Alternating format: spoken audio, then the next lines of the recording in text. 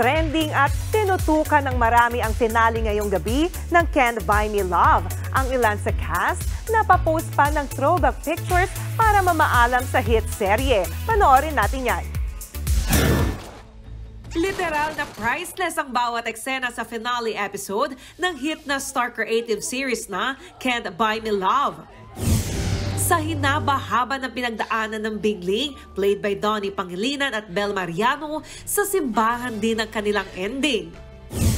Tinapos lang nila ang serye sa matamis nilang kissing scene sa magandang tanawin na ito. Ang Bingling, Donnie Pangilinan and Bel Mariano! Pero bago ang priceless ending, nakachikahan din ng newswife ang Don Bell sa Good Morning Kapatid.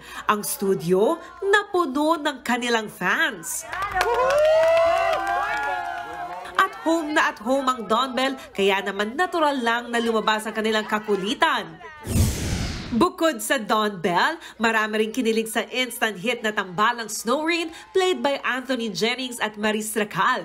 Sa ending nga ng serye, nag-open na ng kanyang bar si Irene kung saan present ang #1 fan at mahal niyang si Snoop.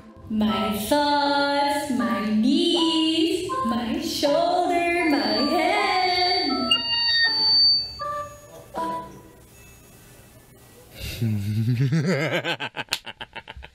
Sa sobrang inabangan nga ang finale, trending ngayon worldwide ang serye at ang Bingling happy ending. Habang si Maris, idinaan sa isang pangmalakasang photoshoot ang pamamaalam sa kanilang epic series. Isinuot niya ang ilan niyang iconic outfits na ginamit niya rin sa serye. Marami ring napabilib sa aktingan ni Kyla Estrada as Bettina, na nagsisi na sa mga ginawa niyang pagpatay. Kaya naman super proud daw sa kanya ang mom niyang si Janice de Belen. Napapost naman sa Instagram si Donnie ng ilang behind-the-scene photos sila sa set. Bukod sa co-stars, thankful din ang aktor maging sa kanilang staff at supporters. At syempre, hindi mawawala sa caption niya si Belle na araw-araw daw pinahanga si Donnie. Talaga namang kilig overload at priceless ang finale ng Can't Buy Me Love.